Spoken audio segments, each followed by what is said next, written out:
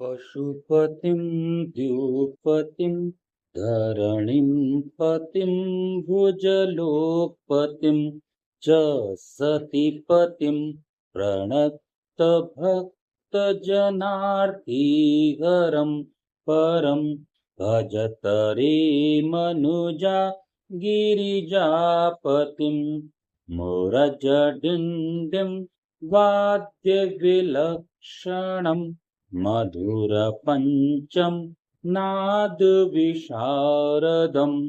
प्रमथभूतगणैरपि सेवितं भजत रे मनुजा गिरिजापतिं भजत रे मनुजा गिरिजापतिं भजत रे मनुजा गिरिजापतिम्। ओम शंकर भगवान की जय। भक्तवत्सला माँ पार्वती माता की जय। गणपति महाराज की जय। कार्तिकेय महाराज की जय। नंदी महाराज की जय। सभी तीर्थों की जय। भारत माता की जय। सभी का एक बार फिर हार्दिक स्वागत है। शिव पुराण महात्म्य जो हमारी कथा चल रही है, उस कथा में हमारा सती प्रकरण द्वितीय अध्याय, जिसको हम रुद्र संहिता के नाम से भी जानते हैं, वह हमारा चल रहा है। और उसमें आज हमारा 29वां अध्याय है। और 29वें अध्याय में यज्ञशाला में शिव का भाग न देखकर सती के रोषपूर्ण वचन, जो प्रकरण चल रहा था कि जब दक्ष जो है यज्ञ का आयोजन करते हैं और उसमें भगवान शिव को नहीं आमंत्रित किया जाता और अन्य सभी देवताओं को आमंत्रित किया जाता है, फिर भी सती अपने दिल को मन को बहलाती हुई सती कहती हैं कि नहीं, वो मेरे परिवार में आयोजन हो रहा है तो महादेव मुझको उसमें जाना है। उनका अनुनय भगवान शिव स्वीकार करते हैं और उन्हें जाने की आज्ञा दे देते हैं। फिर यज्ञशाला में शिव का भाग न देखकर सती के रोषपूर्ण वचन, दक्ष द्वारा शिव की निंदा सुन दक्ष तथा देवताओं को धिक्कार फटकार सती द्वारा अपने प्राण त्याग करने का निश्चय। ब्रह्मा जी उवाच, ब्रह्मा जी कहते हैं, नारद, दक्ष कन्या सती उस स्थान पर गई जहां वह महान प्रकाश से युक्त यज्ञ हो रहा था। वहां देवता, असुर और मुनिंद्र आदि के द्वारा कौतूहल कार्य हो रहे थे। सती ने वहां अपने पिता को के भवन को नाना प्रकार की आश्चर्यजनक वस्तुओं से संपन्न, उत्तम प्रभा से परिपूर्ण, मनोहर तथा देवताओं और ऋषियों के समुदाय से भरा हुआ देखा। सती भवन के द्वार पर जाकर खड़ी हुई और अपने वाहन नंदी से उतरकर अकेली ही शीघ्रता पूर्वक यज्ञशाला के भीतर चली गई। सती को आया देख उनकी यशस्विनी माता अक्सिनी, जिनको वीरिणी भी कहा जाता है, ने और बहनों ने उनका यथोचित आदर सत्कार किया, परंतु दक्ष उन्हें देखकर भी कुछ आदर नहीं किया तथा उन्हीं के भय से, शिव की माया से मोहित हुए दूसरे लोगों के प्रति भी आदर का भाव न दिखा सके। उन्हें सब लोगों के द्वारा तिरस्कार प्राप्त होने पर सती देवी को बड़ा विस्मय हुआ, तो भी उन्होंने अपने माता पिता के चरणों में मस्तक झुकाया। उस यज्ञ में सती ने विष्णु आदि देवताओं के भाग देखे, परंतु शंभु का भाग उन्हें कहीं नहीं दिखाई दिया। तब सती ने दुस्सह क्रोध प्रकट किया। वे अपमानित होने पर भी रोष से भरकर सब लोगों की ओर क्रूर दृष्टि से देखती रही और दक्ष को जलाती हुई सी बोली।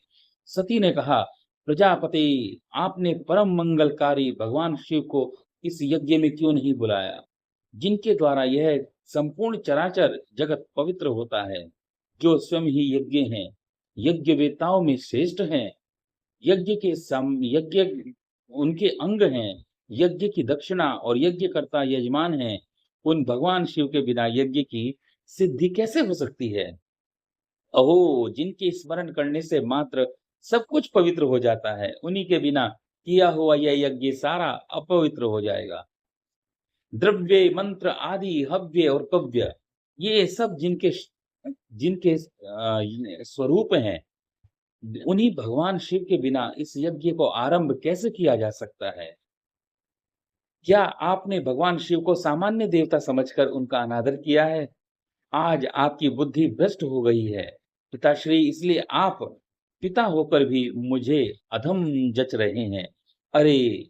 ये विष्णु और ब्रह्मा आदि देवता तथा मुनि अपने प्रभु भगवान शिव के आए बिना इस यज्ञ में कैसे चले आए? ऐसा कहने के बाद शिव स्वरूपा परमेश्वरी सती ने भगवान विष्णु, ब्रह्मा, इंद्र आदि सभी देवताओं को तथा समस्त ऋषियों को कड़े-कड़े शब्दों में फटकारा। ब्रह्मा जी उवाच, ब्रह्मा जी कहते हैं, नारद, इस प्रकार क्रोध से भरी हुई जगदम्बा सती ने वह व्यथित हृदय से अनेक प्रकार की बातें कही। श्री विष्णु आदि समस्त देवता और मुनि जो वहां उपस्थित थे, सती की बात सुनकर चुप से रह गए। अपनी पुत्री के वैसे वचन सुनकर कुपित हुए दक्ष ने सती की ओर क्रूर दृष्टि से देखा और इस प्रकार कहा। दक्ष बोले, भद्रे, तुम्हारे बहुत कहने से क्या लाभ? इस समय यहाँ तुम्हारा कोई काम नहीं है, तुम जाओ या ठहरो, यह तुम्हारी इच्छा पर निर्भर है। तुम यहाँ आई ही क्यों? समस्त विद्वान जानते हैं कि तुम्हारे पति शिव अमंगल रूप हैं, वे कुलीन भी नहीं हैं, वे वेद से बहिष्कृत हैं और भूतों और प्रेतों तथा पिशाचों के स्वामी हैं। वे बहुत ही कुवेश धारण किए रहते हैं, इसलिए रुद्र को इस यज्ञ के लिए नहीं बुलाया गया है। बेटी, मैं रुद्र को अच्छी तरह जानता हूँ, अतः जानबूझकर ही मैंने देवर्षियों की सभा में उनको आमंत्रित नहीं किया है। रुद्र को रुद्र को शास्त्र के अर्थ तक का ज्ञान नहीं है। वे उदंड और दुरात्मा हैं। मुझ मूढ़ पापी ने ब्रह्मा जी के कहने से उनके साथ तुम्हारा विवाह कर दिया था। अतः शुचिस्मते, तुम क्रोध छोड़कर स्वस्थ हो जाओ, शांत हो जाओ। इस यज्ञ में तुम आ ही गई हो तो स्वयं अपना भाग ग्रहण करो। दक्ष के ऐसा कहने पर उनकी त्रिभुवन पूजिता पुत्री सती ने शिव की निंदा करने वाले अपने पिता की ओर जब दृष्टिपात किया, तब उनका रोष और भी बढ़ गया। वे मन ही मन सोचने लगे कि मन ही मन सोचने लगी कि अब मैं शंकर जी के पास कैसे जाऊंगी। यदि शंकर जी के दर्शन की इच्छा से वहां गई तो उन्होंने यहाँ का समाचार पूछा तो मैं उनको क्या उत्तर दूंगी। तदंतर तीनों लोगों की जननी सती रोषा वेश से युक्त हो लंबी सांस खींचती हुई अपने दुष्ट हृदय पिता दक्ष से बोली। सती उवाचा, सती कहती हैं, जो महादेव की निंदा करता है अथवा जो उनकी होती हुई निंदा को सुनता है, वे दोनों तब तक नरक में पड़े रहते हैं जब तक चंद्रमा और सूर्य विद्यमान है। बोल शंकर भगवान की जय। बोल भक्त वत्सल भगवान की जय। ये सब उनकी माया के वशीभूत हो रहा था। कहते हैं, यो निंदति महादेवम निंद्यमानं शृणोति वा तावुभो नरकं यातो यावा चंद्र दिवाकरो, कि तब तक वह नरक में पड़ा रहता है। कहती हैं, अतः तात मैं अपने इस शरीर को त्याग दूंगी, जलती आग में प्रवेश कर जाऊंगी।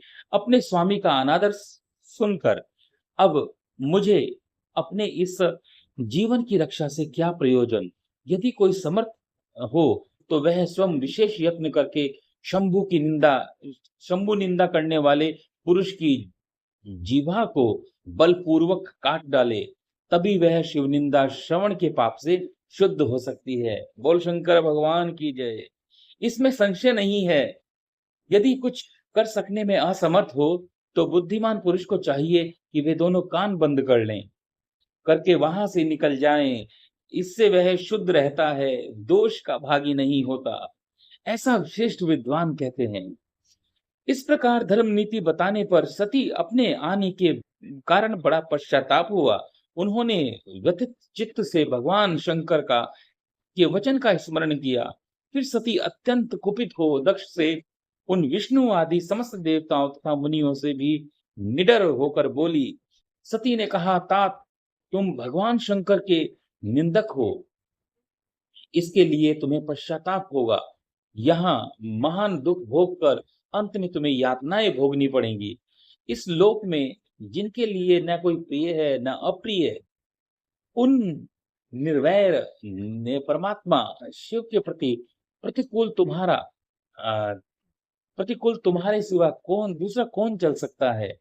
जो दुष्ट लोग हैं वे सदा ईर्ष्या पूर्वक यदि महापुरुषों की निंदा करें तो उनके लिए यह कोई आश्चर्य की बात नहीं है।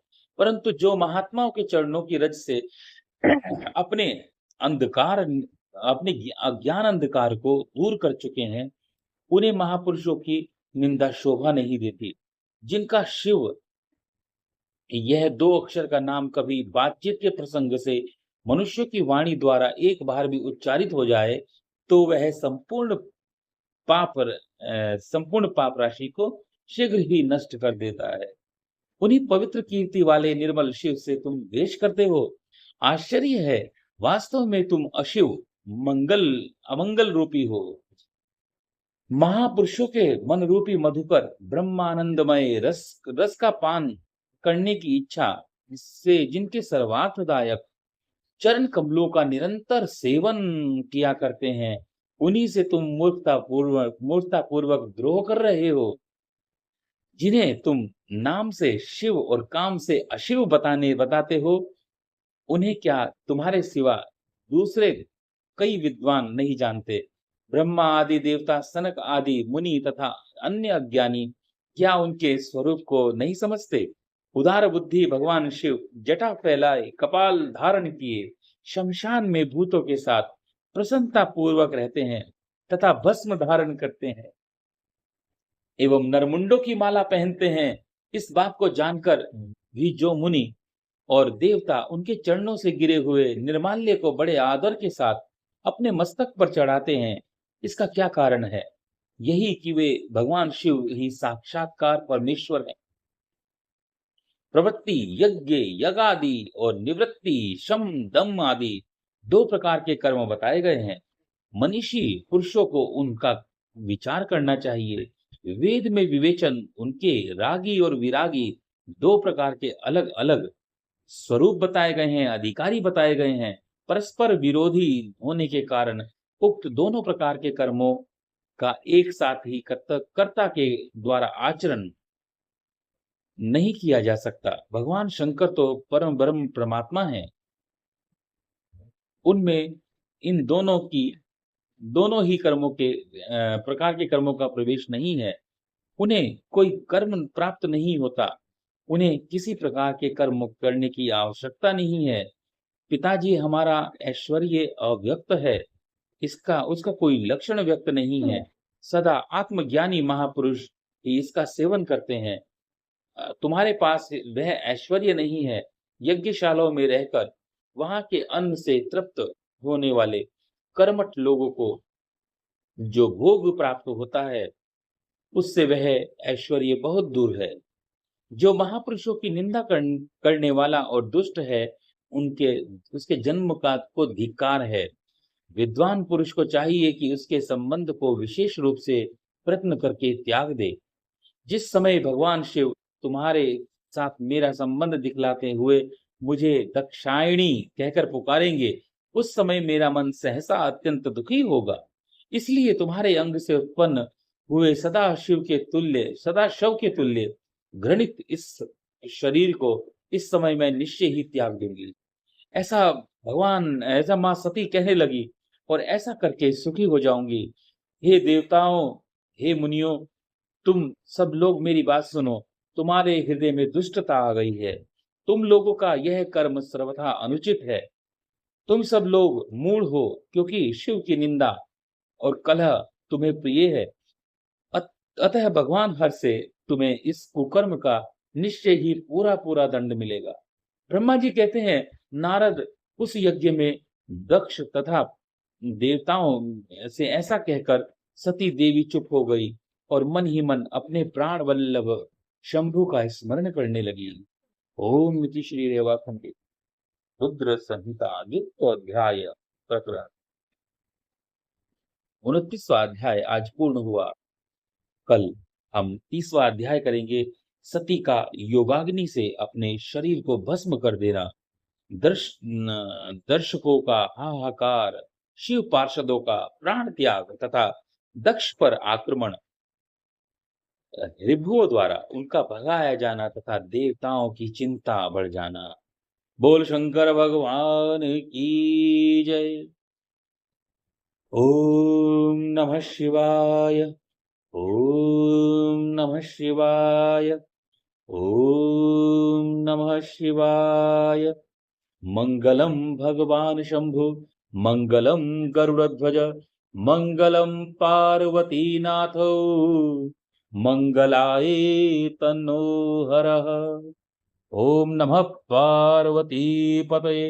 हर हर महा